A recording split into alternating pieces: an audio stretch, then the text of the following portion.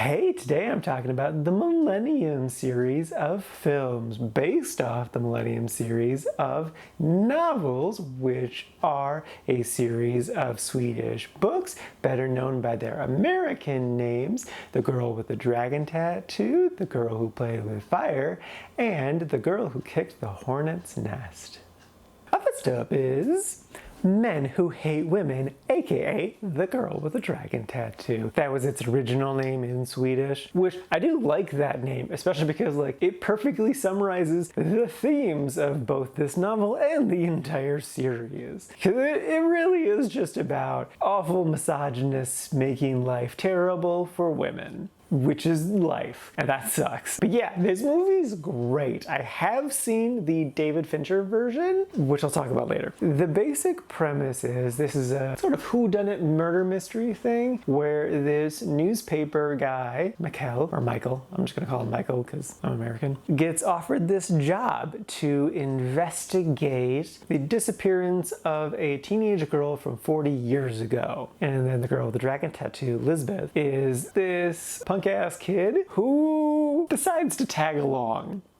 Sure, let's describe it that way. I'm really simplifying things. And it's fantastic. There's 5 mysteries happening at once, and they do such a masterful job of navigating all of it that you don't really get lost in the fluff. Yeah, sometimes you do sort of forget who characters are, but they do a pretty good job of reminding you who they are and connecting the dots for you, but not holding your hand. And they're really not afraid to be brutal about stuff. And it's not, brutality for brutality's sake. It's there for the themes and messaging of this movie that terrible people do awful things to women all the time, and it's bad, and we need to address those issues. It's just a good story told really well. I highly, highly recommend it. It's so great. Noomi Rapace is the girl with the dragon tattoo, and she does incredible. I love her so much in this. And then this movie also just makes me frustrated with the Fincher version because I have seen it back when it came out, so it has been a while, so I did know parts of the story. I mostly forgot everything. It's just kind of scenes I mostly remembered. And in general, I hate American remakes of foreign films. They're completely unnecessary.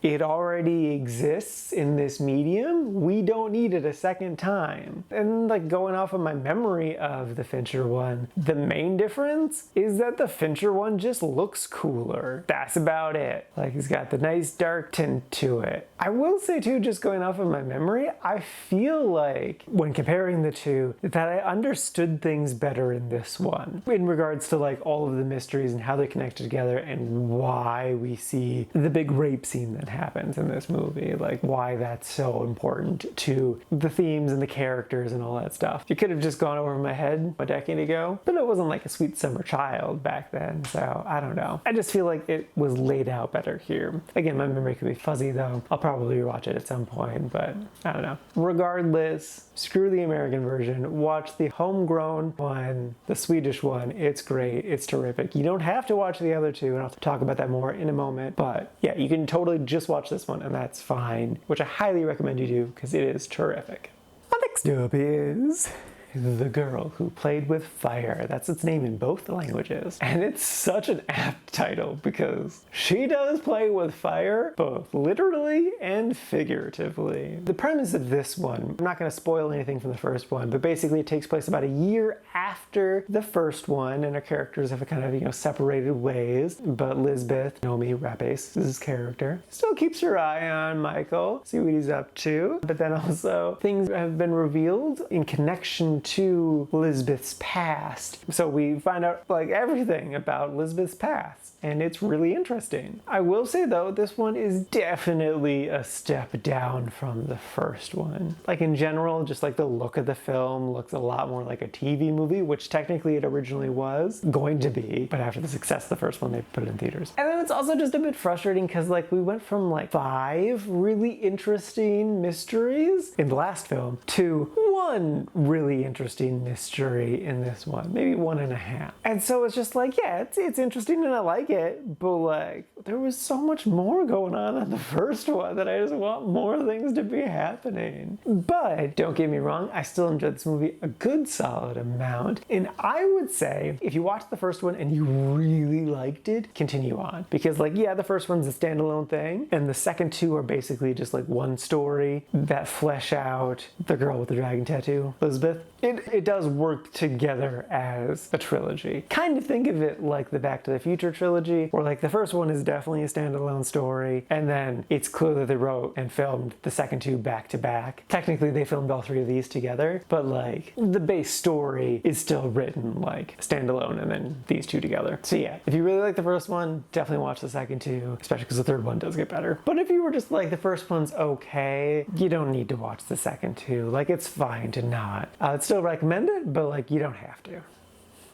And lastly is The Castle in the Sky That Was Blown Up, or The Girl Who Kicked the Hornet's Nest, which I really like the American name in this one. It is very fitting for what happens in the movie.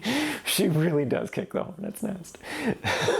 This one is definitely a step back in the right direction. It doesn't quite reach the highs of the first one, but it's still a good, satisfying story. So without spoiling anything in the second one, it picks up right where the last one left off and deals with the fallout with that. So the second one kind of more so deals with Elizabeth's family. This one is more so about like the connections from her family, like her family's business partners. Sure, let's put it like that. And there's a bit of a courtroom drama stuff in there too, which is good. I don't know exactly how to describe why I like this one more than the last one. It's less mystery stuff and just kind of like lots of resolution. Like we do learn a lot of things, but it just kind of, it all comes together, and it all comes together in a really satisfying way. And like, I'm honestly really impressed how with each story, like they cover some really dark, messed up shit, but yet they're able to still have realistic, sort of happy, feel-good endings. It's not like, yay, rainbow and sunshine, but it's just like, all right, okay, I'm not super depressed when walking away from the film, which is kudos to the writer, man. Like that's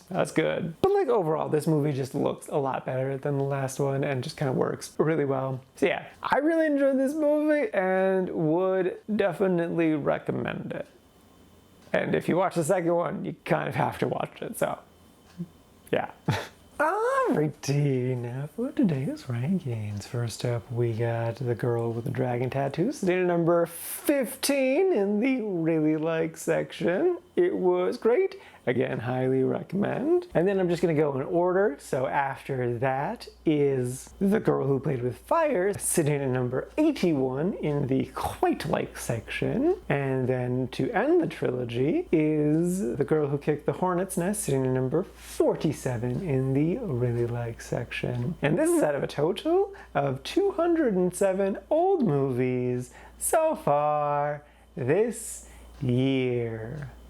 And I really like the story. I think they did a good job of like, the first one sets up the universe really, really well and makes you intrigued by everything. And the second two really fleshes out Elizabeth's backstory. So like you're like all up to speed. I'm so curious where the rest of the series would have gone because the author died while writing the fourth one because he wanted to do 10 books, but again, he died. And I feel like it would have like sort of morphed more into more of a whodunit mystery thing, like sort of Elizabeth and Michael sort of teaming up to do investigative journal stuff, taking down like shitty people in the world, like that sorts of thing. Like I could see like maybe like the next couple being more of like one-off stories, but like planting the seeds of like some overarching stuff, and then like the last three being like the big trilogy to end it all, and that would have been really neat. But he died, so that didn't happen. There are other books, but apparently they're not that great. This is what I've heard. I haven't read them. I haven't read anything. I don't read. That's not true, I read. But I haven't read these. Still recommend the movies though. They're great.